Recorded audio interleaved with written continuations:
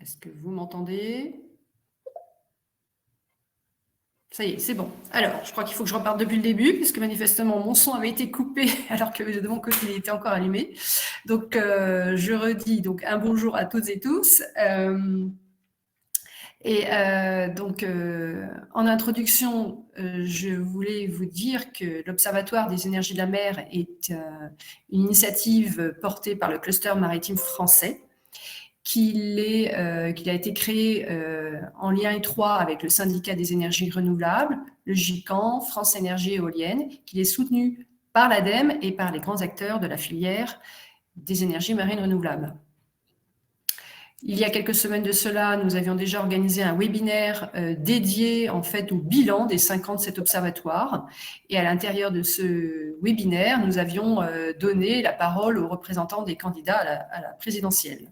Vous pouvez retrouver ce replay aussi, donc si vous le souhaitez, n'hésitez pas et on pourra peut-être vous remettre le lien du replay à l'issue de notre webinaire.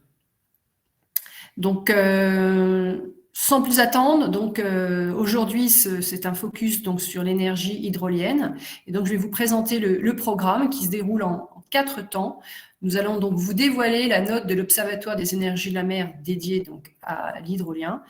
Une table ronde ensuite avec les acteurs majeurs de la filière française, suivie de réactions, les ambitions des différents niveaux territoriaux, et puis une série de questions-réponses et la clôture par le président du cluster maritime français, Frédéric Moncani de Saint-Aignan.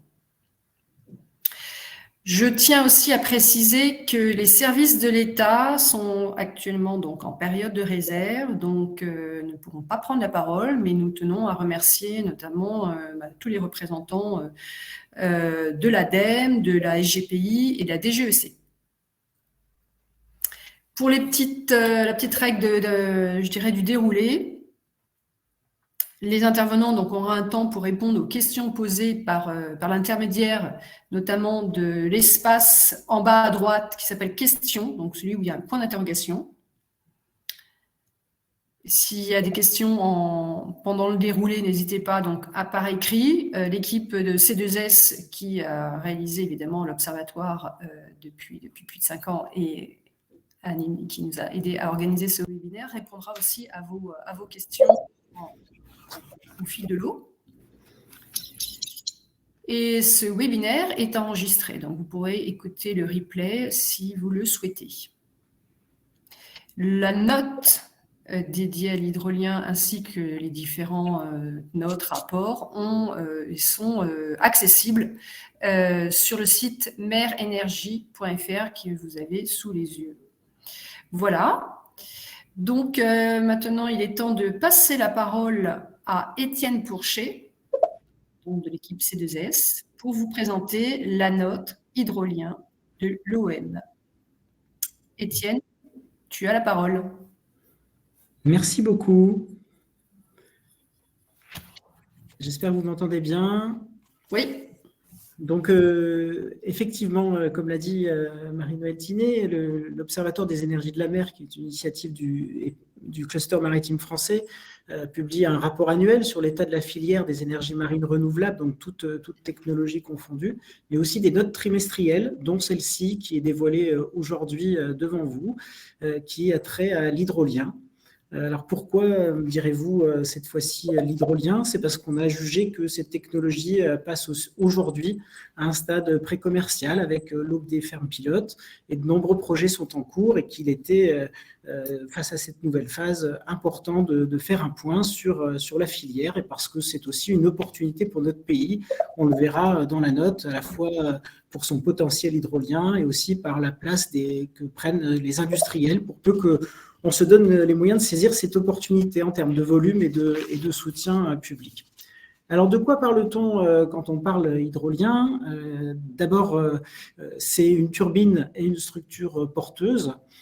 En termes de turbine, on a plusieurs types de technologies, certaines à axe, ce qu'on appelle à flux axial, c'est-à-dire que le courant marin va passer parallèlement à l'axe de rotation de la turbine, ou la deuxième sorte, à flux transverse. Cette fois-ci, le courant va être perpendiculaire, va s'écouler de façon perpendiculaire à la rotation de la turbine. Et puis, on a encore d'autres techniques pour utiliser cette énergie issue des courants marins, comme les hydrofoils oscillants, c'est-à-dire que le mouvement d'une aile est repris par une génératrice ou un piston qui injecte du fluide vers une turbine pour la faire tourner. Donc, plusieurs concepts technologiques sur la turbine et plusieurs concepts aussi de fixation ou en tout cas de structures porteuses au sol qui permettent de s'adapter à la fois aux conditions de sol et à la fois aux conditions de la ressource en eau dans la colonne d'eau. Donc, vous voyez sur ce petit schéma, on peut avoir des fondations qui soient gravitaires, monopieux ou ancrées, avec différents types d'ancrage, 4 ancrages, un seul ancrage, ou ce qu'on appelle une pile de pont. Tout ça permet vraiment d'être adapté. Et évidemment, quand on parle hydrolien, on parle de courant, j'y reviendrai pour regarder à partir de quel type de courant et dans quel milieu on peut installer ces hydroliennes. Ensuite, une fois qu'on a compris, je ne sais pas si c'est moi qui ai la main sur les slides, mais on peut passer à la suivante. Une fois qu'on a compris le fonctionnement de l'hydrolienne, on peut regarder en quoi elle impacte son milieu et son environnement. Et là, on a des bonnes nouvelles puisque la filière est plutôt à faible impact et à externalité positive. Externalité positive, notamment parce que c'est une énergie qui est prédictible et qui peut soutenir le réseau électrique. En effet, les énergies renouvelables, par définition, sont là en fonction de la ressource disponible. Et on peut penser au vent, on peut penser au soleil, et donc il est nécessaire d'avoir un pilotage fin du réseau électrique en fonction de cette ressource disponible. Ce qu'apporte l'hydrolien, c'est une prédictibilité forte puisque les courants et les marées sont connus très longtemps à l'avance et on peut savoir exactement ce qui va se passer, ce qui facilite forcément le pilotage du réseau électrique. Et en particulier, on peut le souligner dans les zones non interconnectées, c'est-à-dire que dans les zones insulaires, c'est plus facile encore de lisser la courbe de production. Et puis, l'autre aspect positif, c'est que cette énergie est à la fois invisible et à faible impact environnemental. Invisible par définition, puisqu'on est sous l'eau, et l'impact environnemental, on a regardé ce qui se faisait en termes de revues de littérature par rapport à, on verra, beaucoup d'expériences qui ont été menées dans le monde ces dernières années, et on s'aperçoit qu'il n'est fait mention nulle part de problèmes particuliers, problèmes de collision qu'on aurait pu imaginer, ni avec des mammifères, ni avec des oiseaux, puisqu'il y a aussi des oiseaux plongeurs, problème de bruit, il n'y a pas de dommages particuliers sur les mammifères ni sur les poissons. Et puis en même temps, on peut noter que dans les courants, dans les zones de fort courant marin, il y a par définition déjà du bruit et donc l'hydrolienne ne vient pas surajouter. Et au contraire, on a des effets récifs qui sont reconnus par la littérature, c'est-à-dire que le fait de s'installer au fond de l'eau permet d'attirer des poissons et d'autres formes de vie sur les fondations. Quant au système océanographique, dans la colonne d'eau, la circulation de l'eau, la vitesse des courants, le transport des sédiments, là aussi, la revue de littérature montre qu'il n'y a pas d'effet notable et que donc l'énergie hydrolienne est plutôt bien acceptée dans le milieu. Ce qui va être intéressant dans les années qui viennent, et notamment avec le développement des fermes pilotes, c'est de confirmer ces résultats par rapport à ce qui était observé dans les premières expérimentations et de le voir à plus grande échelle et de confirmer justement le fait qu'aujourd'hui, on a une énergie qui sera à faible impact et plutôt même à externalité positive. Alors, une fois qu'on a dit ça, il faut regarder s'il y a un potentiel. Sur la slide suivante, vous pourrez retrouver d'ailleurs dans la note de manière détaillée, je ne vais pas vous infliger le tour du monde des projets, mais vous voyez qu'il y a beaucoup de projets dans le monde et beaucoup de potentialités.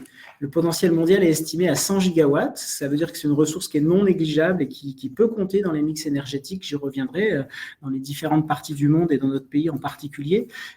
Ce que l'on en appelle potentiel, je disais en introduction sur la technologie, c'est qu'il faut du courant. du courant marin, évidemment, pas du courant électrique. On regarde à partir de 2 mètres par seconde de courant, donc ça cible déjà les zones, et on est capable de le mesurer. Et puis on regarde aussi sur des profondeurs qui vont, selon les technologies, de 30 à 50 mètres par exemple. Donc on est sur des plateaux continentaux où on a des marnages importants. Donc, vous voyez, dans les différentes régions du monde, et notamment en Europe, entre le Royaume-Uni et la France, on a des spots importants, mais aussi en Amérique du Nord et en Asie du Sud-Est. Donc, c'est important de regarder l'ensemble de ces projets en développement. Encore une fois, vous aurez la liste complète dans la note. Ils sont à différents stades, qu'ils soient en études, planifiés, autorisés, raccordés, etc.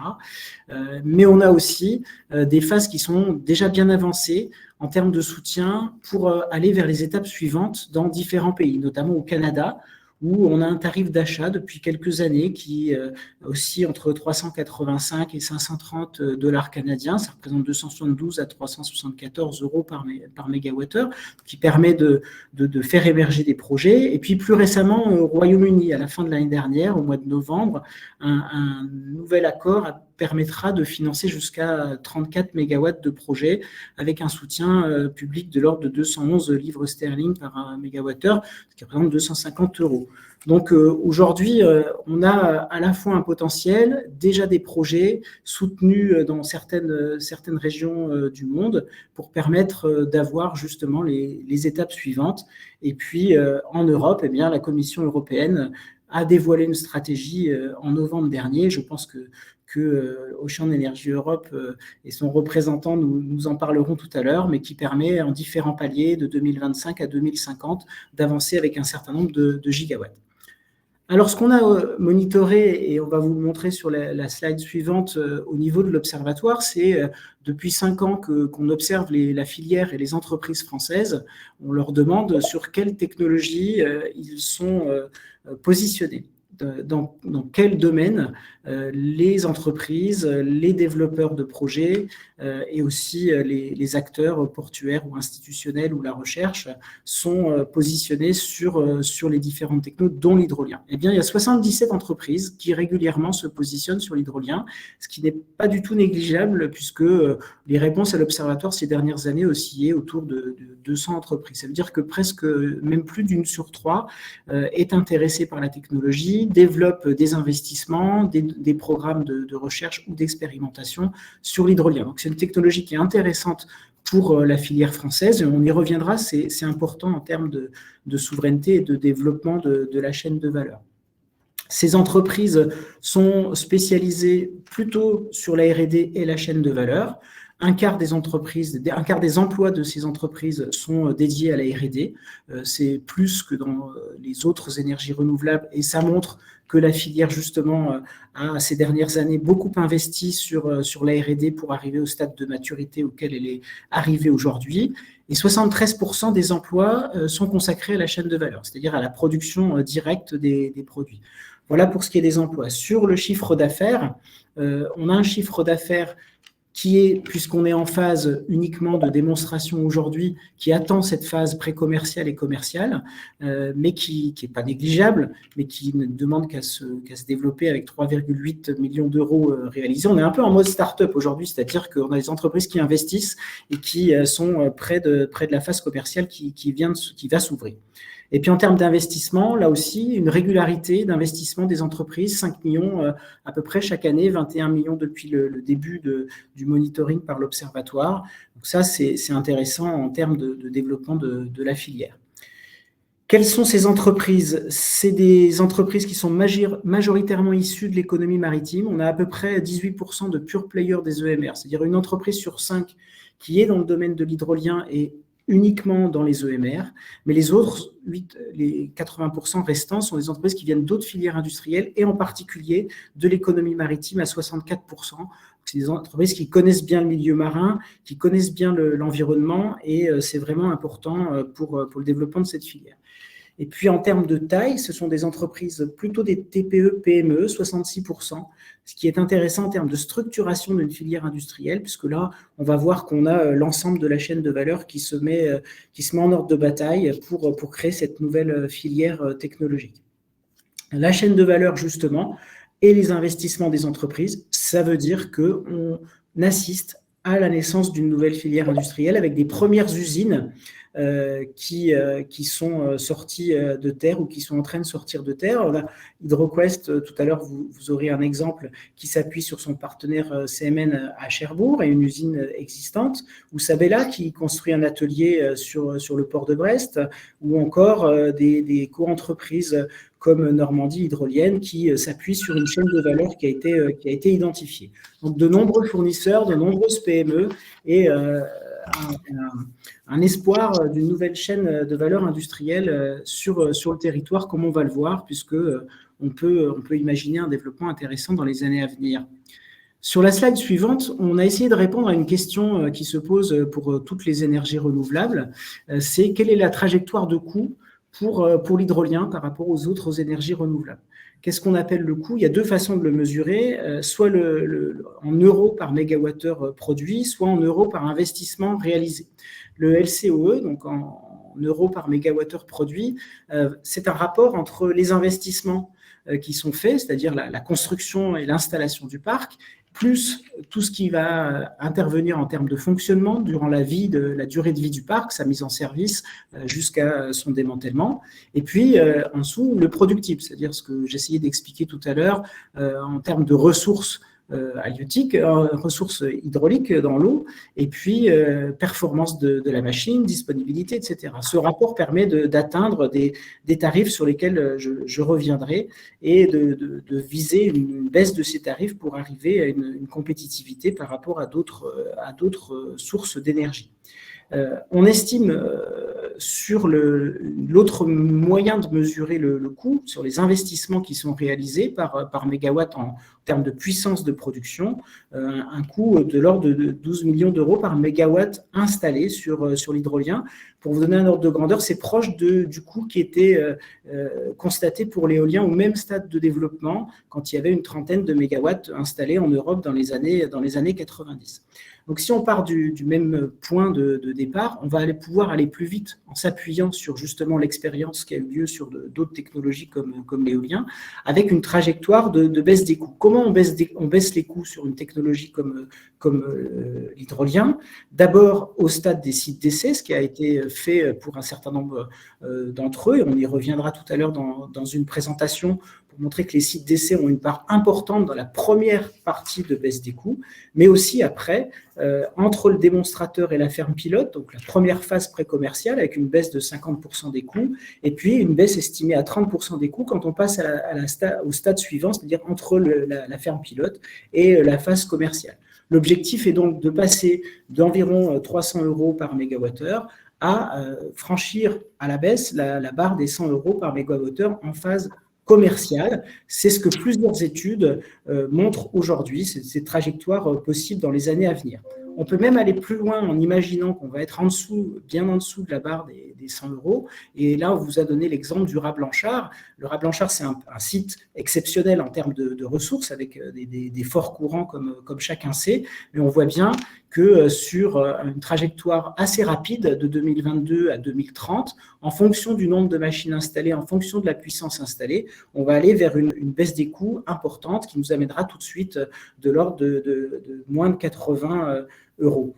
Comment tout cela est possible? D'abord, il y a 4 pistes possibles. Les économies d'échelle, c'est-à-dire la turbine qui peut être plus productive, des turbines multimégawatts, mais aussi la taille des projets. Le nombre de machines installées, évidemment, permet des économies d'échelle et des baisses de coûts. Deuxième source d'économie, c'est l'apprentissage, c'est-à-dire une meilleure connaissance des conditions environnementales des sites, les expériences des opérations en mer, les investissements déjà réalisés, notamment dans les ports, pour d'autres sources d'énergie, notamment l'éolien, permettent aussi de capitaliser ce qui a été déjà fait, les démonstrations dans les sites d'essai, en tout cas tout ce qui est en termes d'apprentissage et qui a déjà été mis sur la place nous permet d'avoir une baisse des coûts. La troisième source de baisse des coûts, c'est évidemment l'innovation, avec des innovations sur chacune des machines. On a vu qu'il y a différentes technologies. On peut imaginer des innovations en termes de hub de raccordement, des innovations sur les fondations, sur le type de fondation, etc. La quatrième source de baisse des coûts, c'est la baisse du coût du capital, parce qu'il faut bien financer tous ces projets. Et on voit bien qu'à partir d'un site d'essai, à partir d'une ferme pilote, plus on aura d'heures de démonstration, plus on aura montré, comme les machines qui sont à l'eau aujourd'hui sont en train de le démontrer, qu'il y a moins de risques sur ces technologies et que le risque a disparu, plus le coût de financement sera faible. Et donc, pour terminer, je disais en introduction qu'on a là un moyen de contribuer au mix énergétique français. On a vu que la Commission européenne avait fixé un certain nombre d'objectifs pour notre continent sur les années à venir. On le voit bien aujourd'hui en France, quand on regarde les différents scénarios qui ont été mis sur la table par RTE, dans toutes les hypothèses communes, il y a une part pour les énergies océaniques, les énergies marines, qui va jusqu'à 3 gigawatts. Donc aujourd'hui, on a la possibilité de remplir cet objectif de mix énergétique français avec des énergies renouvelables à travers l'énergie hydrolienne. L'opportunité, c'est de saisir la future programmation pluriannuelle de l'énergie, puisqu'elle va être remise en discussion pour la période qui s'ouvre 2024-2028 et ensuite au-delà. Et donc, on a l'opportunité d'inscrire déjà un premier palier entre 0,5 et 1 gigawatt avec un objectif de 4 gigawatts à terme pour la filière. Ça permettra de structurer la filière industrielle, comme on l'a montré, qui est prête, qui est là, qui a des compétences et des savoir-faire sur notre territoire. Ça permettra de monter en compétitivité parce que les volumes permettent la baisse des coûts, on l'a vu, et d'atteindre les objectifs qu'on s'est fixés. Ça permettra des retombées économiques en termes d'emploi sur les différents territoires. Et puis, bien sûr, l'objectif climat de la France. Et puis, dans le contexte actuel, l'objectif aussi de souveraineté énergétique française. Faut-il le rappeler, mais ce sera peut-être les intervenants suivants qui le diront. Mais aujourd'hui, on a plus de 80% de la chaîne de valeur des premiers projets qui sont faits en France, qui sont sourcés sur le territoire français. Ça veut dire qu'on est en capacité, avec notre chaîne de valeur industrielle française, d'adresser ces défis qui sont devant nous. Donc, une belle opportunité à saisir, en tout cas, pour notre pays et pour nos territoires. Je vous remercie et vous pouvez retrouver évidemment toutes nos publications sur notre site Mer Énergie, comme l'a dit Marie-Noëlle en introduction. Et à l'instant où je vous parle, on va mettre dans quelques minutes la note à la fin de notre webinaire en ligne sur le site. Vous pourrez la consulter. Merci à tous.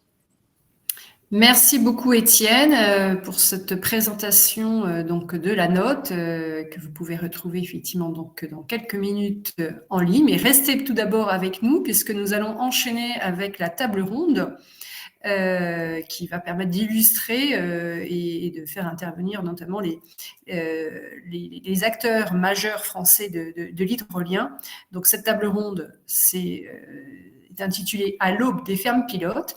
Et donc, je vais appeler pour cette table ronde, en fait, les différents intervenants.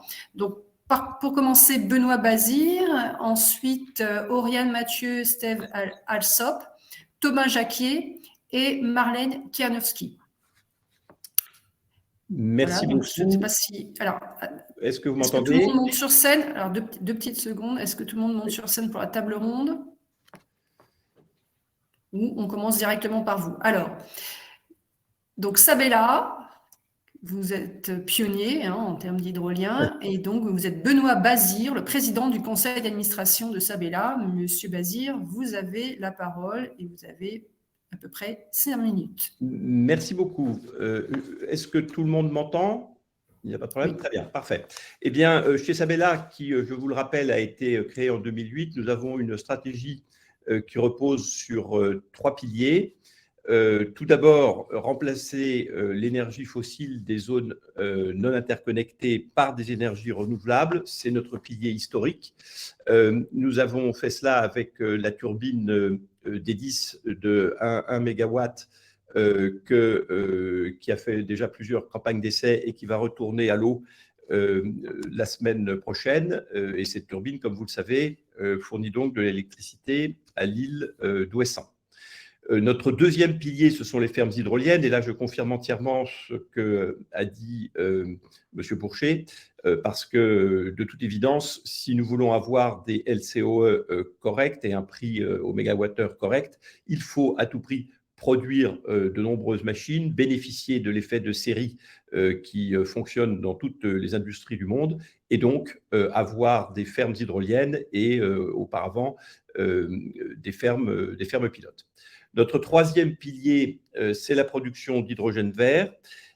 puisque les hydroliennes peuvent produire, et même sont censées produire de l'électricité, elles peuvent parfaitement utiliser cette électricité pour produire de l'hydrogène vert.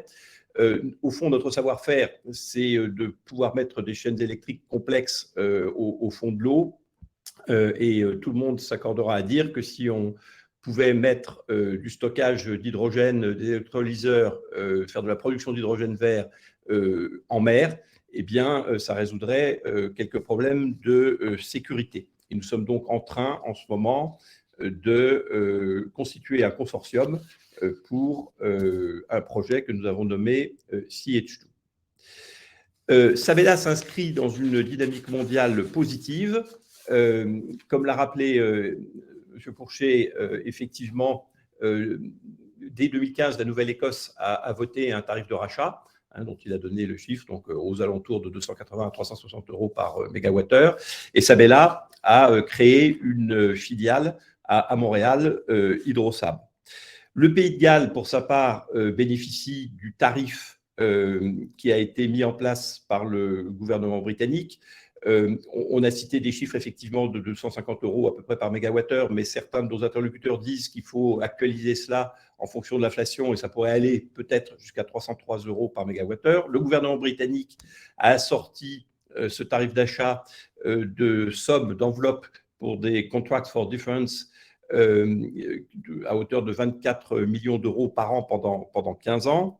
Le Pays de Galles, de son côté, grâce à l'Europe, peut ajouter 37 millions d'euros pour le développement du site de Morlaix. Et Sabela a sécurisé une concession dans ce site de Morlaix grâce à Nova Innovation, qui est notre nouveau partenaire avec lequel nous avons signé un accord en 2021. Et grâce à ce partenariat, en 2021, nous avons aussi sécurisé une concession en Écosse sur le site de Yell Sound. S'agissant de l'Europe, tout le monde sait qu'elle a fixé des objectifs ambitieux pour les EMR, que nous avons rappelé ici, 100 MW en 2025, 1 gigawatt en 2030 et 40 en 2050. C'est tout à fait normal.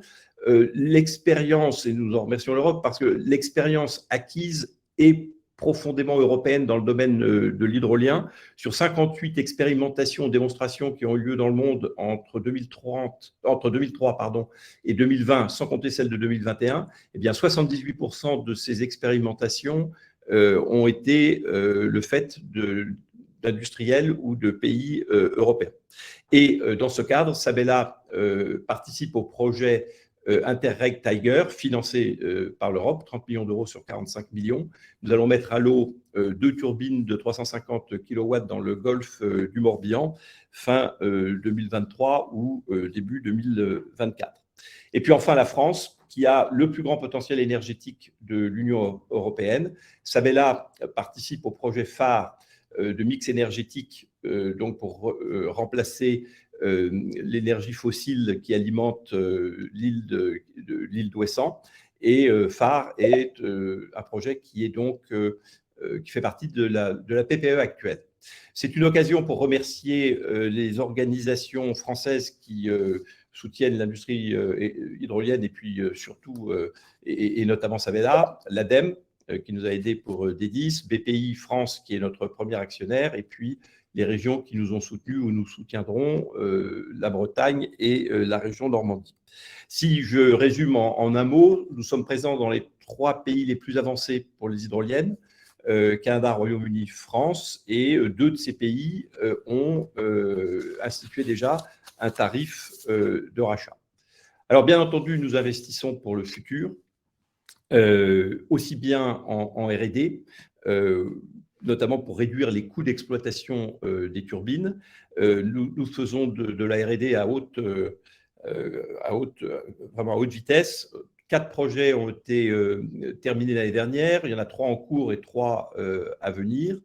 Nous investissons aussi sur le plan industriel, comme M. Pourchet l'a rappelé.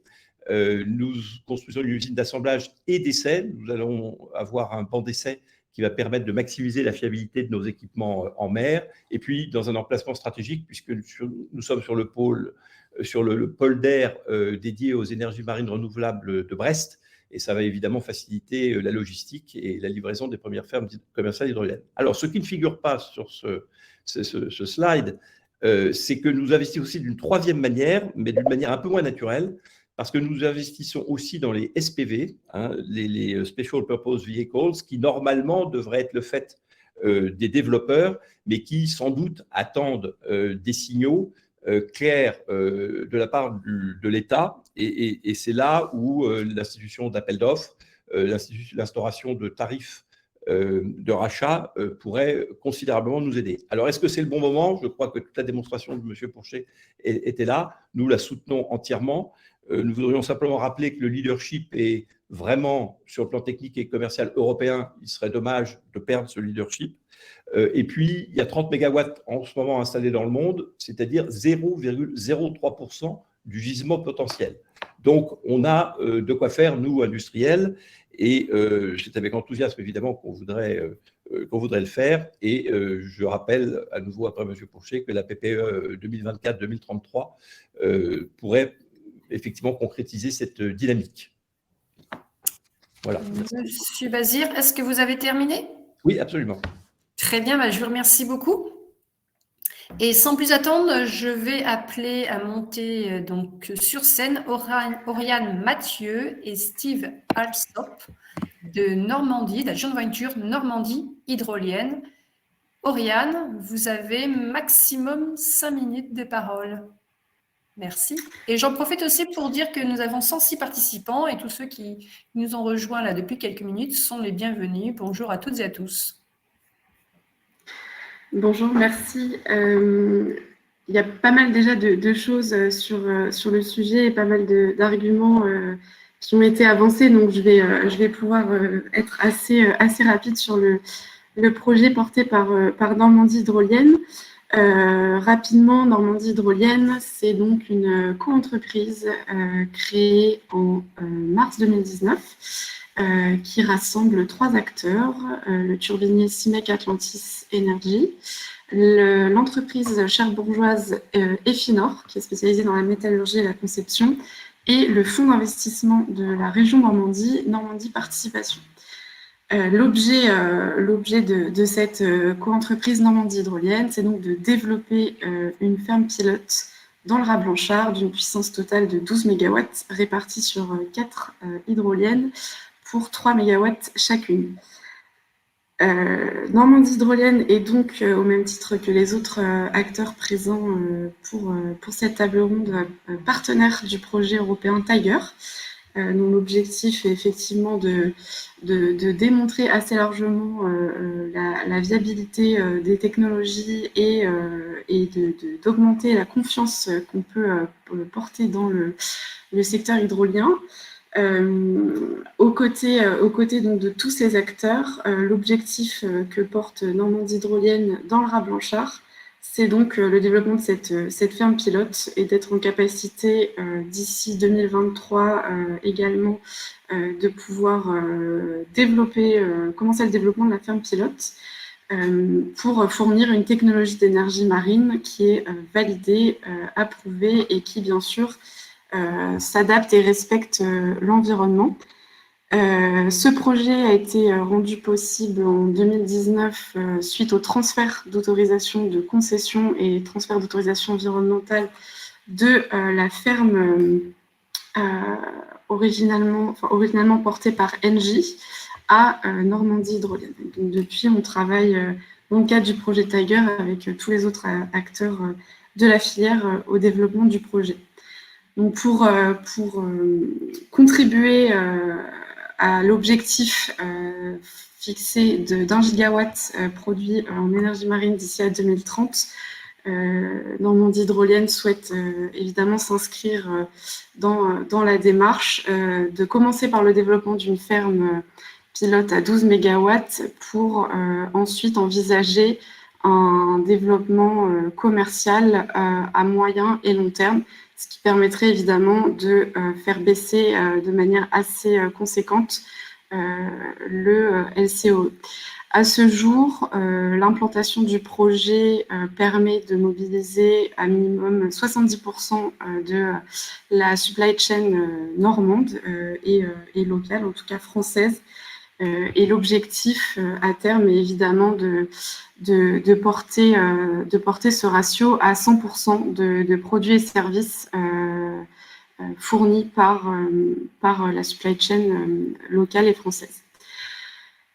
Le fait de s'inscrire dans des projets comme celui-ci et encore plus aussi dans un consortium européen comme celui de Tiger, ça permet évidemment de partager des informations, de l'expérience et des données entre universitaires, industriels et professionnels du secteur pour toujours nourrir les connaissances et améliorer les technologies, développer les projets en conscience des différents enjeux et donc de développer de manière efficace des technologies viables et compétitives pour l'hydrolien. Je vous remercie. Je ne sais pas si Steve avait d'autres compléments d'information, mais on pourra éventuellement répondre à des questions par la suite s'il y en a. Très bien. Merci Oriane. Et sans plus attendre, je vais donner la parole à Thomas Jacquier, qui est le président d'HydroQuest, qui va nous parler donc notamment de CMN et d'HydroQuest. Thomas, vous avez la parole, 5 minutes maximum. Bonjour à tous, Thomas Jacquier, je vais essayer de vous présenter HydroQuest. On ne vous entend pas très fort. Projet en quelques minutes. On ne vous entend pas très fort. HydroQuest, on conçoit et on construit des hydroliennes qui ont la particularité d'être à flux transverse et à double axe vertical. On est créé depuis une dizaine d'années, on a fait plutôt nos armes de développement dans le domaine fluvial et estuarien. Et notre principale démonstration a été la mise en place d'un prototype d'1 MW à Paimpol-Bréhat sur le site EDF.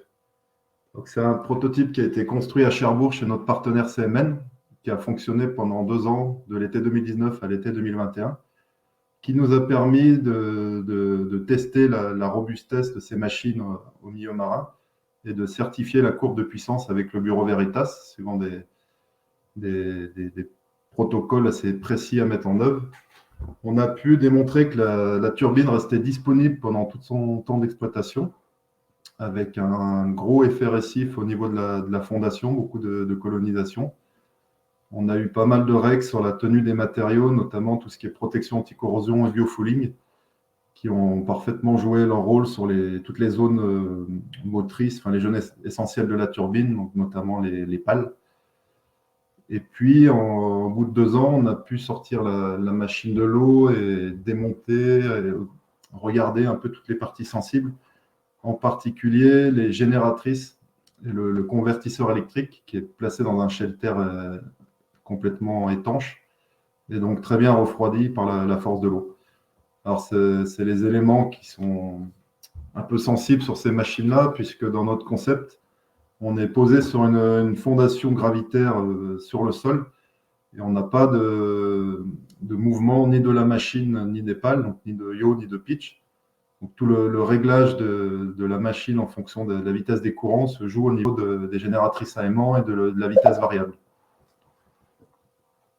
Donc maintenant, le projet qui nous occupe, qui est notre projet principal, c'est de déployer, comme nos confrères juste avant, une ferme pilote de 17,5 MW Aura-Blanchard sur l'ancienne concession qui appartenait à EDF. On a pu transférer les autorisations. Et donc, nous, notre projet porte sur 7 turbines de nouvelle génération avec un design qui a évolué suite aux différents tests. Voilà, donc chaque turbine a une puissance unitaire de 2,5 MW avec un productible annuel de l'ordre de 41 GWh selon les années. Et 7 machines donc, qui seront également fabriquées dans les chantiers navals de notre partenaire CMN. Donc actuellement, on est en attente de la décision du soutien de l'État dans le cadre du PIA sur l'appel à projet SEVTD de l'ADEME. Et on vise donc une construction des machines à partir de 2023 pour une mise en service effective en 2025.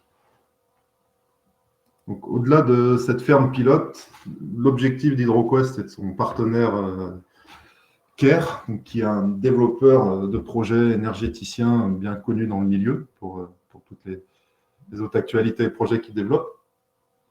On a vraiment une stratégie de baisse des coûts grâce à l'installation de fermes de plus en plus grandes. Et on vise un LCOE de l'ordre de 80 € le mégawattheure à l'horizon 2030. Donc avec à peu près, on espère, 1 gigawatt de projets en déploiement et 500 mégawatts installés déjà en 2030. Il y a 3 marchés principaux pour HydroQuest. Notre stratégie, c'est quand même essentiellement les gros sites. Donc le Raz-Blanchard est vraiment idéal en termes de taille, de potentiel, de proximité géographique. Ensuite, il y a toute la ressource du Royaume-Uni qui est également hyper intéressante. Et puis la baie de Fundy au Canada, qui présente des caractéristiques un peu équivalentes que le Raz-Blanchard. Ce qu'on a remarqué dans toutes ces études de sites, c'est qu'on avait à peu près les mêmes caractéristiques dans des sites d'une quarantaine de mètres de profondeur et des courants qui vont jusqu'à 3, 4, voire 5 mètres secondes. Donc la possibilité de faire une gamme de machines assez standard et adaptée à ces systèmes-là. Avec nous, la stratégie d'aller sur des hydroliennes de plus en plus puissantes, de plus en plus grandes, pour arriver à baisser au maximum le coût de production. Et dans notre stratégie industrielle, donc avec une centralisation de l'assemblage autour du pôle de Cherbourg et un réseau de construction de briques qui est beaucoup en France, notamment en Normandie, on estime à 6 000 emplois directs et indirects donc créés dans nos territoires, des emplois très majoritairement industriels, pour environ 1 gigawatt installé. Voilà en quelques mots ce que je peux vous dire sur HydroQuest et ses partenaires. Je vous remercie. Merci beaucoup. Et donc, sans plus attendre, puisque nous avons pris quand même quelques minutes de retard, je vais donner la parole à Marlène Kianowski, coordinatrice des sites d'essai hydroliens, qui va nous parler en particulier de l'apprentissage des sites d'essai de Bordeaux et de Paimpol-Bréhat. Marlène, vous avez la parole. Merci beaucoup. Bonjour à tous. Donc, en effet, je vais vous parler de la partie site d'essai. Peut-être je vais juste rappeler rapidement ce que c'est qu'un site d'essai. Donc, c'est une infrastructure qui va être mutualisée entre plusieurs utilisateurs. Nous, on ne développe pas de technologie. Donc, c'est plutôt la mise à disposition d'un site qui a un raccordement électrique et qui va permettre de faire la démonstration en milieu réel des technologies sur des échelles intermédiaires ou sur des échelles 1. Généralement en sortie de laboratoire ou de simulation numérique pour permettre de valider en fait les performances mécaniques, électriques des machines ou encore les procédés d'installation et de maintenance. Donc, c'est aussi un site qui va être préalablement autorisé, c'est-à-dire que l'utilisateur qui vient va pouvoir se concentrer sur le test de sa technologie et on va l'aider très fortement à prendre en charge tous les aspects administratifs, ce qui diminuera pas évidemment l'analyse de l'impact environnemental de la machine sur le milieu. Donc en France, il y a deux sites d'essai hydroliens. Le premier qu'on peut appeler un site d'essai en milieu ouvert, c'est le site de Paimpol-Bréhat dans les Côtes-d'Armor. C'est un site qui a été développé par EDF depuis déjà de nombreuses années, puisque la concession d'utilisation du domaine public maritime a été attribuée en 2012. Et donc, c'est un site sur lequel EDF a pu partager, notamment avec nous, de nombreux retours d'expérience. C'est un site qui a à peu près 40 mètres de profondeur, des vitesses qui en font un site relativement peu énergétique avec 2-3 mètres secondes, sous l'influence des vagues, qui permet de tester la robustesse des machines avec un marnage d'environ 12 mètres, c'est-à-dire la différence entre la marée haute et la marée basse. Sur le site de Bordeaux, qui est le site concédé à l'entreprise Sénéo, on est sur des gammes de machines en test qui vont être tout à fait différentes, puisque les conditions de site sont tout à fait différentes. On est plutôt sur des profondeurs de 6-7 mètres, des vitesses de courant de 1 à 2 mètres secondes. Donc ça permet de tester soit des petites machines qui plus tard vont aller en mer, soit des machines qui vont rester de petite taille pour des applications plutôt fluviales et estuariennes. Donc de ces deux sites, on a retiré beaucoup d'expériences, des expériences de développement de technologie. Donc on a parlé de l'expérience d'HydroQuest précédemment avec le témoignage de Monsieur Jacquier. Il y en a eu d'autres. Il y a eu Open Hydro dans le passé sur Paimpol, comme vous savez certainement. À Bordeaux, une entreprise irlandaise, G-Kinetic, qui était là il y a les 2 années passées, et quelques utilisateurs qui sont prévus.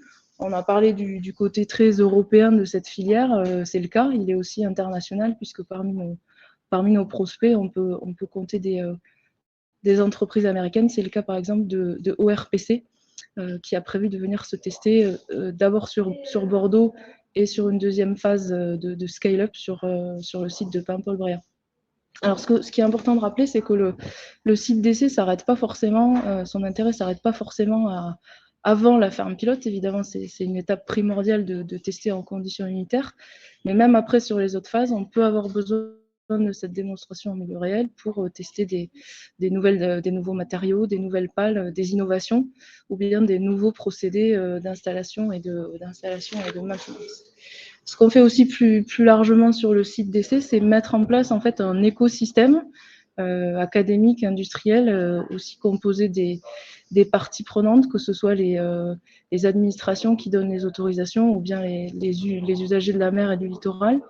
Et ce site d'essai, il permet de faire grandir en fait tout le monde dans la connaissance de la filière et de faire progresser les technologies les unes après les autres.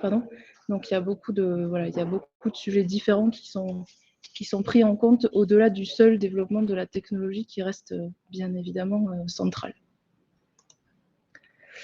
Alors pour nous, les perspectives, elles sont de l'ordre de la poursuite de la mutualisation. Le projet qu'on a en cours, c'est de pouvoir associer ces 2 sites d'essai hydroliens aux autres sites d'essai énergie marine en France. Il y en a plusieurs autres sur les autres technologies, comme vous savez peut-être. Donc il y a Ifremer qui a développé un site éolien flottant et même multi-technologie au large de Sainte-Anne-du-Port-Zic. Il y a le site du SEMREV bien connu qui est piloté par Centrale Nantes. Il y a un site éolien flottant en Méditerranée qui est en train d'être construit.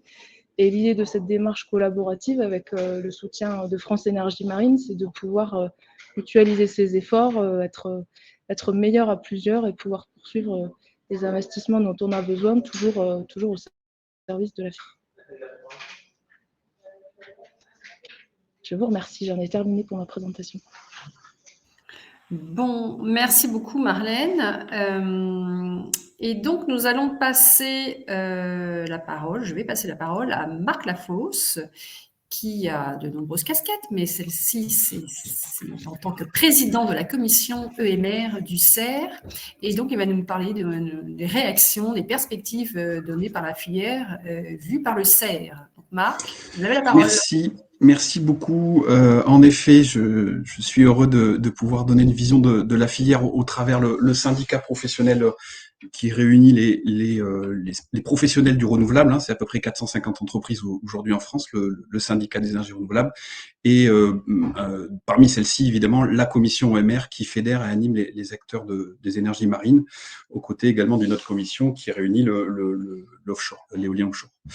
Donc, dans la perspective de ce qui vient d'être dit de cette table ronde et de la note qui a été écrite, à laquelle évidemment le CERF souscrit totalement, je voulais dans un premier temps vous délivrer un message de félicitations de cette expérience acquise ces dernières années, grâce notamment au soutien de l'ADEME et de l'Europe, notamment au programme Interreg France, Manche, Angleterre, Tiger, dont on a un petit peu parlé tout à l'heure, que ces retours d'expérience acquis confortent les anticipations de la filière sur la perspective et la robustesse de cette technologie et qui justifient dorénavant de se projeter vers de prochaines étapes de développement.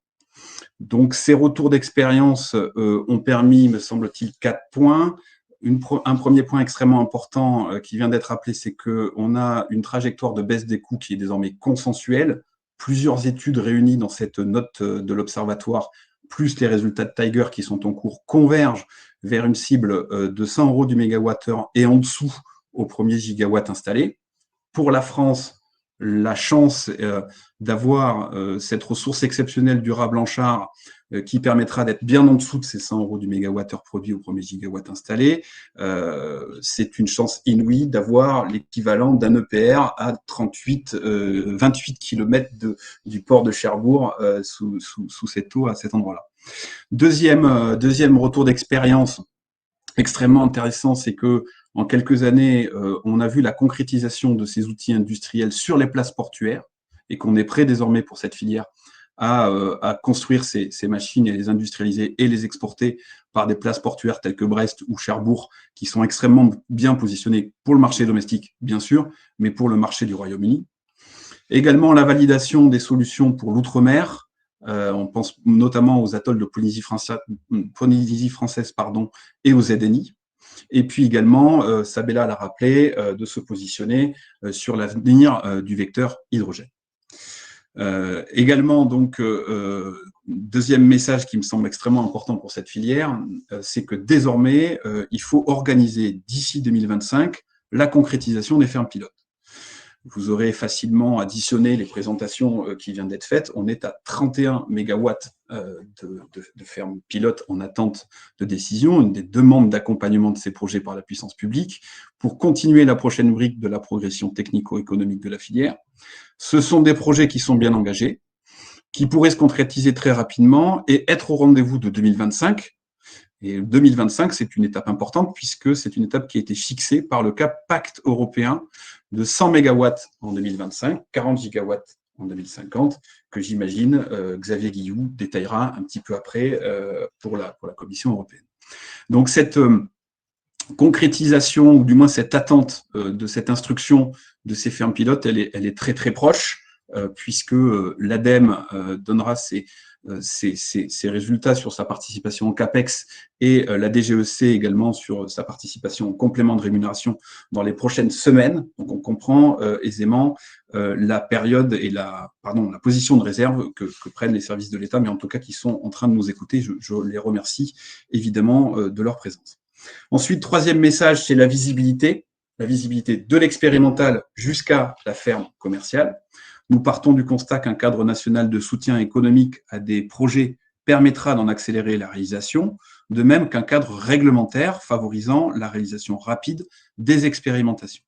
Ça aussi, c'est une étape importante. On l'a inscrite dans notre livre blanc du CERF, c'est notre manifeste qui interpelle actuellement les candidats à la présidentielle. Et nous avions évidemment inscrit le point que j'ai cité un peu avant sur les fermes pilotes. Mais en tout cas, cette étape de visibilité, sans remettre en cause la progression étape par étape du déploiement des technologies, du site d'essai jusqu'aux fermes commerciales, cette progression, elle a absolument besoin d'avoir une feuille de route nationale pour le développement à moyen et long terme, et c'est devenu extrêmement nécessaire. On ne peut que rappeler que l'hydrolien est la seule filière qui ne dispose pas aujourd'hui d'une telle perspective. Ça n'empêchera évidemment pas de conditionner les perspectives de volume à la réussite des étapes préalables, mais en revanche, c'est une des conditions nécessaires pour poursuivre les investissements industriels qui y sont associés. Je pense aux turbiniers, je pense aux financeurs publics et privés, je pense aux énergéticiens qui sont également positionnés en nombre sur cette filière. Cette visibilité, elle permettra également de définir un niveau d'ambition français par rapport aux objectifs européens. Je vous l'ai dit, mais la programmation pluriannuelle de l'énergie actuelle ne fixe pour l'instant aucun objectif pour l'hydrolien, que ce soit à court ou à moyen terme. Et pourtant, en parallèle, le pacte vert européen estime nécessaire le développement d'une capacité de 40 gigawatts d'énergie marine, ce qui ne pourra jamais être atteint sans la participation du potentiel français. Nous proposons donc d'atteindre le potentiel français connu d'ici 2050, soit 4 gigawatts, avec une cible intermédiaire de 0,5 à 1 gigawatt à l'horizon 2030. Donc l'inscription de cet objectif impliquera la mise en place d'un cadre économique permettant l'industrialisation de cette filière et d'organiser évidemment les gains de compétitivité. Vous retrouvez ça évidemment dans le livre blanc du CERF. Notons également que d'ores et déjà les scénarios de mix de production à l'horizon 2050 produit par RTE, que vous avez certainement tous dû regarder il y a quelques semaines, prévoit aussi de son côté 3 gigawatts installés d'énergie océanique, hydrolien ou le moteur, mais évidemment de l'hydrolien. Enfin, et dernier point, et vous l'aurez compris également en observant la carte des potentiels qu'a présenté M. Pourchet tout à l'heure, c'est que cette filière française, elle aura besoin d'être forte, très forte à l'export. Et c'est pour ça qu'au CER, on s'efforce d'engager des actions. La première d'entre elles a été de signer un MOU avec le UK Marine Energy Council, que je salue, qui doit nous suivre actuellement sur ce webinaire, pour lequel on échange des bonnes pratiques et une bonne trajectoire de développement entre l'Angleterre, le Royaume-Uni, et la France. Et Sabella, tout comme la joint venture Normandie Hydrolienne, prouvent par leur existence déjà que des turbiniers s'associent, et des compétences d'entreprises françaises s'associent pour répondre à cet enjeu majeur de marché. Et puis deuxième partenariat important, très très actuel, c'est l'accélération de notre partenariat avec OEE, Ocean Energy Europe, qui se concrétise en ce moment même par un recrutement commun entre OEE et le syndicat des énergies renouvelables pour qu'une nouvelle équipe se forme, un duo, notamment une équipe de permanents du CER aux côtés de Anne Georgelin, que je salue également pour son excellent travail depuis de nombreuses années au CER. Voilà, cette feuille de route à l'export, très ambitieuse, elle aura certainement besoin de s'étoffer, évidemment de s'étoffer une fois que le marché domestique sera réalisé avec ses fermes pilotes. Et puis à ce moment-là, j'imagine que la filière rentrera dans une étroite collaboration avec la DGE ou la DG Trésor pour être fort au Royaume-Uni, aux USA, au Canada et certainement en Australie ou en Asie du Sud-Est. Voilà, pour conclure, vous l'aurez compris, tous ces projets permettront à la filière de se structurer de manière industrielle, de devenir compétitive, de créer de l'emploi dans les territoires.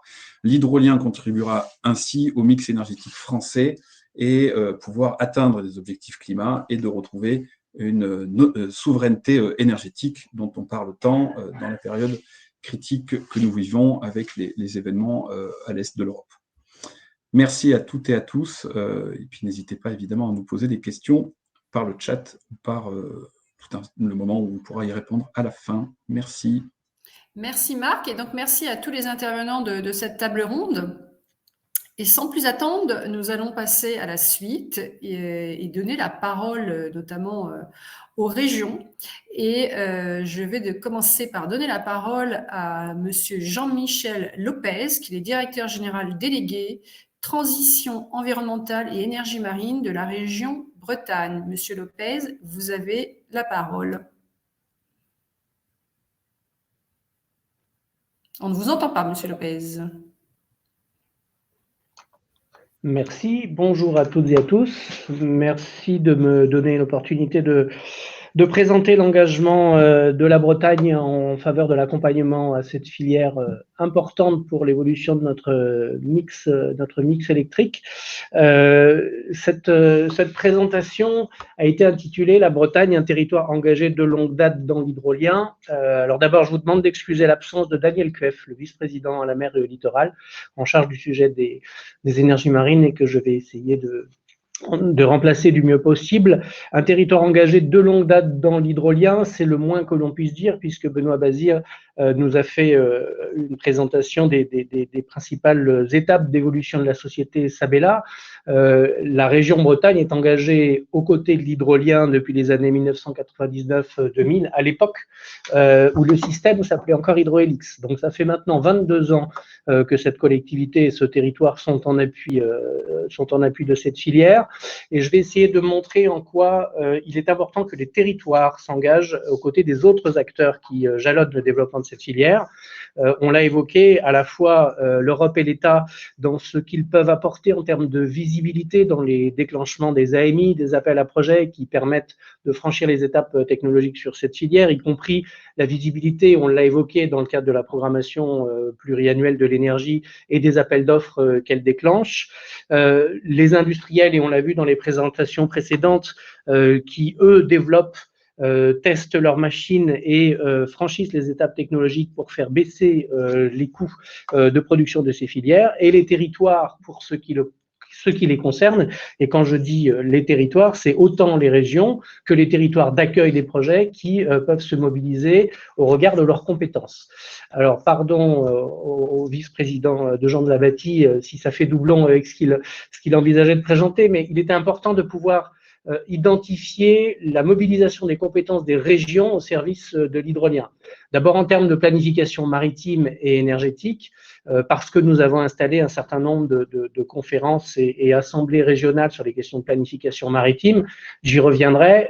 C'est un élément important pour rassurer le fait de pouvoir inscrire ces filières dans les programmations pluriannuelles de l'énergie et de montrer que les conditions d'accueil de ces futurs projets pré-commerciaux ou commerciaux sont travaillées et préparées avec les territoires.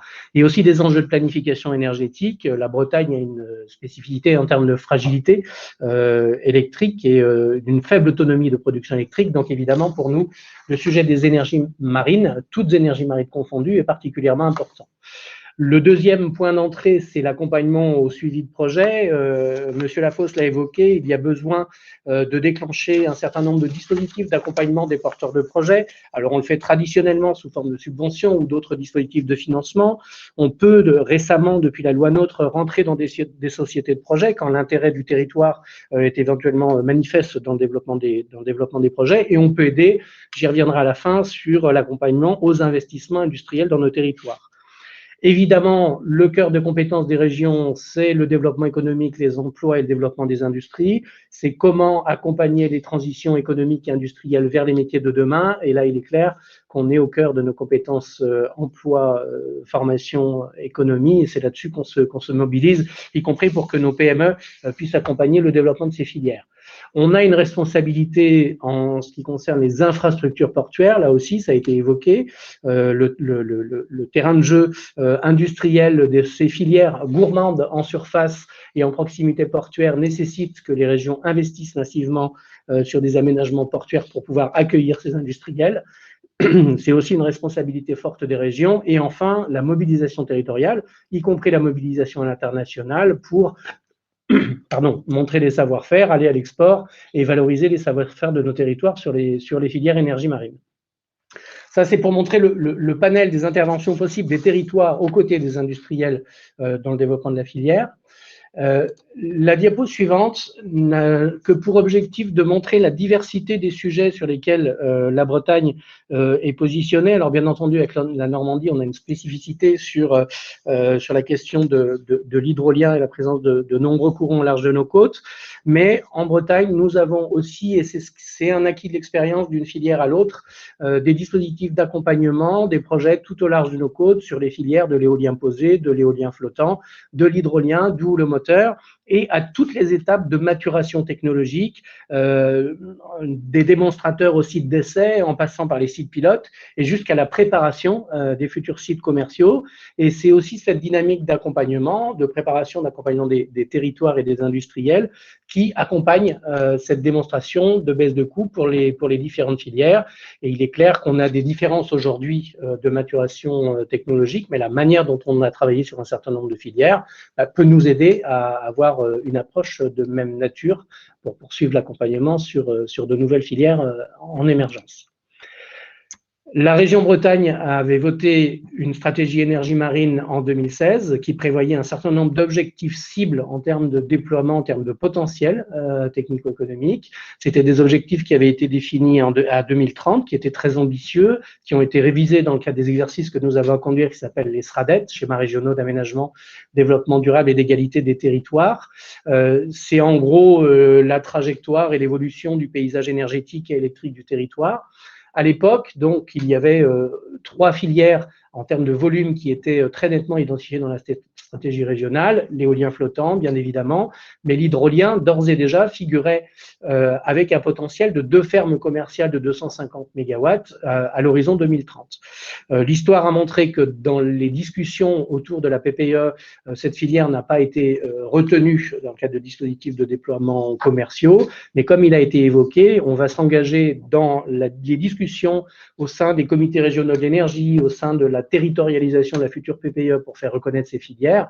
Et pour le coup, ces objectifs doivent rester valables compte tenu des études de potentiel et des dynamiques d'accompagnement que nous avons portées. Nous l'avons fait sur l'éolien flottant avec des régions littorales qui ont été solidaires pour faire la démonstration aussi qu'il était raisonnable d'envisager l'inscription de ces filières dans la programmation pluriannuelle de l'énergie, parce qu'on avait les industriels, les territoires, la planification maritime, et que ce n'était pas déraisonnable d'imaginer un déploiement sur l'éolien flottant. Il faudra qu'on ait une dynamique de même nature pour la préparation de la future génération de programmation pluriannuelle de l'énergie, puisque c'est elle qui offrira le cadre de déploiement commercial de la filière. Comment nous avons travaillé rapidement sur le déploiement de l'hydrolien dès 2014 à 2016 sur la base d'un certain nombre d'études de potentiel technico-économique, de potentiel techniquement exploitable. Et on avait, dans le cadre de travaux qu'on a partagés avec des industriels, des acteurs du territoire, défini alors un certain nombre de zones sur lesquelles nous avons travaillé les éléments de potentiel, là aussi pour rassurer sur la faisabilité de sites de démonstration de sites pilotes ou de sites commerciaux. Et nous avons notamment 2 zones, que ce soit Bréa, donc au droit d'où aujourd'hui est installé le site d'essai, Paimpol-Bréa, mais évidemment au sein du front vert, où Sabella a installé sa D10 et où le projet phare est aujourd'hui prévu, des zones avec des potentiels de déploiement qui sont vraiment très intéressants, et une zone à enjeu territorial, ça a été évoqué également, une mer fermée, le golfe du Morbihan, sur lesquels un projet de test de 2 machines est en cours et est travaillé. Nous l'avons travaillé sur la base d'éléments techniques, nous l'avons travaillé sur la base d'éléments où nous avons discuté avec les industriels, et là encore, nous avons tous les éléments pour rassurer sur la faisabilité et la qualité des productibles de futures fermes sur ces espaces de production. Dernier point. Ça reprendra une partie des présentations qui ont été faites par les différents intervenants précédents. C'est la diversité des sujets sur lesquels la région Bretagne, mais toutes les régions globalement, sont en accompagnement. On l'évoquait, des soutiens à des sites démonstrateurs, comme le système multi-énergie insulaire qui a été présenté par Sabella en lien avec AQO, qui est le projet phare, qui pour nous en plus a des vocations de démonstration et à être dupliquées dans les zones interconnectées du monde et qui sont nombreuses. Marlène Kersnowski l'a évoqué également, l'accompagnement de la région au site d'essai hydrolien de Paimpol-Bréa, qui est en gros la transformation du site de démonstration EDF Open Hydro vers un site d'essai capable d'accueillir le test de multiples technologies, puisque derrière l'enjeu c'est aussi de mobiliser nos PME en appui de ces tests techniques. Un appui au projet Morbihan Hydroénergie au sein du bloc du Morbihan, en lien avec Sabella et le syndicat d'énergie du Morbihan. Des soutiens divers au projet démonstrateur, donc on a évoqué un certain nombre de noms, on est au contact de Guinard depuis un certain nombre d'années, là aussi pour faire évoluer et accompagner le développement des démonstrateurs. Et puis quand les choses se matérialisent, ça a été évoqué par Benoît Bazir, l'accompagnement au projet industriel. On a le polder de Brest, le terminal EMR qui est en cours de finalisation, bientôt 40 hectares dédiés aux industriels de la filière. Il y a un certain nombre d'industriels qui sont d'ores et déjà installés sur le polder. Le dernier d'entre eux, c'est Sabella, avec la formalisation d'un hall d'intégration de la turbine et de l'entreprise au sein d'un atelier relais porté par Brest Métropole. Ça fait partie, quand je disais, des connexions entre les régions et les territoires d'accompagnement des projets, des dynamiques de concertation et d'accompagnement des industriels pour qu'à toutes les étapes de développement des projets, il y ait une réponse de quelque nature que ce soit aux industriels de la filière pour qu'ils trouvent les conditions favorables de leur développement. Et pour les régions, c'est un enjeu considérable que d'accompagner ces filières et la transition économique de nos territoires par ces filières. Voilà, je suis disponible pour d'éventuelles questions. Merci, Monsieur Lopez. Et je vais donner la parole maintenant au représentant de la région Normandie, Monsieur Hubert Dejean de la Bâtie. Vous êtes vice-président en charge de l'environnement. Vous avez la parole, 5 minutes. Voilà, merci. Oui, écoutez, merci beaucoup. J'espère que vous m'entendez. Très bien. Parfait. Écoutez, ça tombe bien. C'est un jour important pour les énergies marines renouvelables en Normandie, puisque c'est officiellement aujourd'hui que l'usine Siemens Gamesa du Havre entre en production avec 500 emplois créés d'ores et déjà et on montera à 750 d'ici peu. Donc, c'est une très bonne nouvelle pour la région et c'est une très bonne nouvelle pour le développement des EMR d'une manière générale. La deuxième chose que je souhaitais dire, c'est que bien évidemment, il n'y a pas il n'y a pas de concurrence entre régions. Nous avons tous intérêt à ce que les EMR se développent.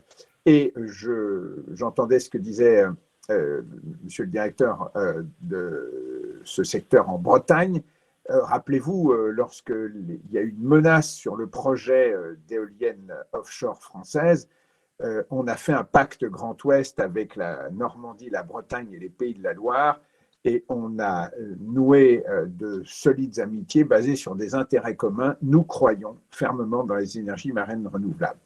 Alors, c'est un combat, c'est un combat, et je tiens à le dire, je crois que Bruno Le Maire doit garder encore les quinzaines de textos avec lesquels je l'ai harcelé en lui disant il faut absolument réaliser ces parcs, etc. Donc, il m'a dit, mais viens au Cap Frêle, je crois que c'était en juin 2018, où le président de la République va se prononcer.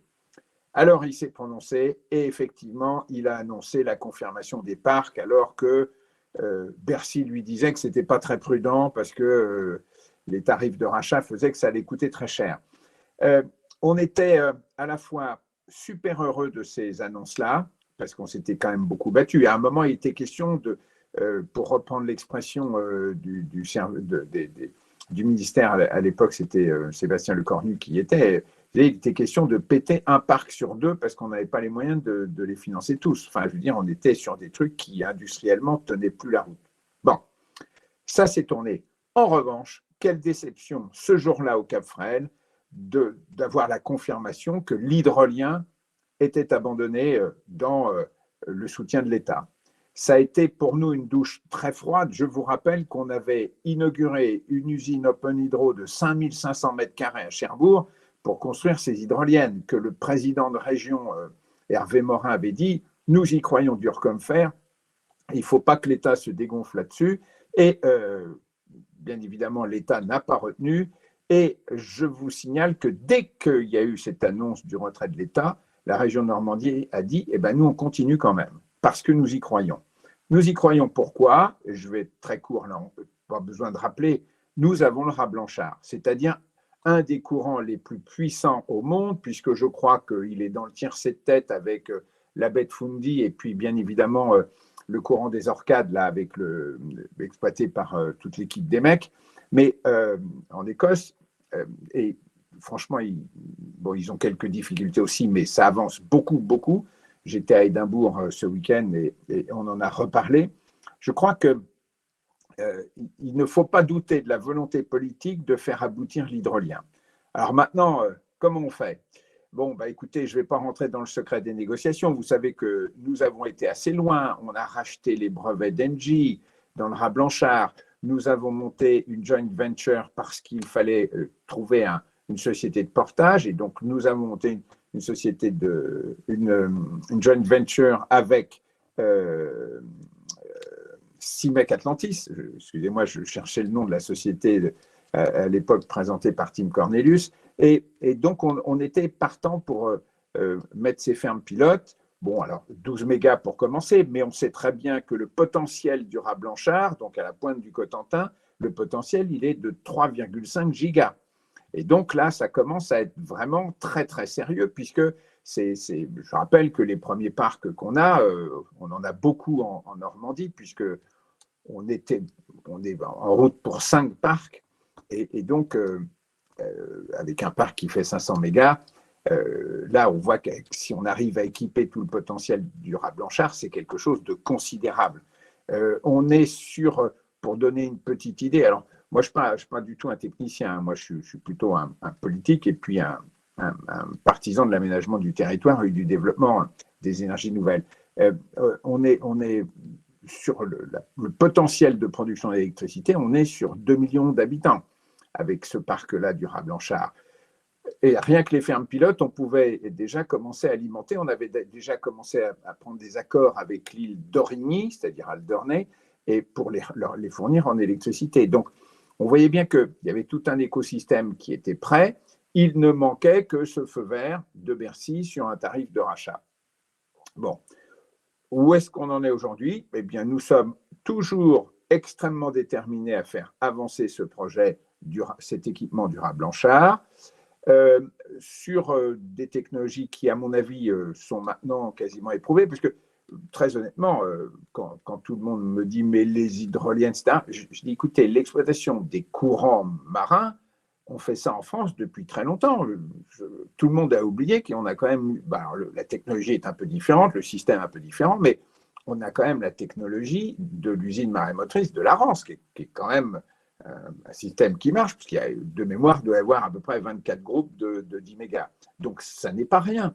Donc, je pense qu'on a toutes les capacités techniques. Maintenant, bon, alors, effectivement, il y aura toujours des discussions sur l'endroit exact, sur les zones d'atterrage, sur les installations, mais je suis persuadé que nous avons tout ce qu'il faut, puisque je rappelle quand même que nous avons pas loin du Raz-Blanchard toutes des installations de centrales nucléaires, qui fait que l'infrastructure électrique pour accueillir cette électricité produite dans le Raz-Blanchard, elle est déjà là. Donc, on ne part pas de rien.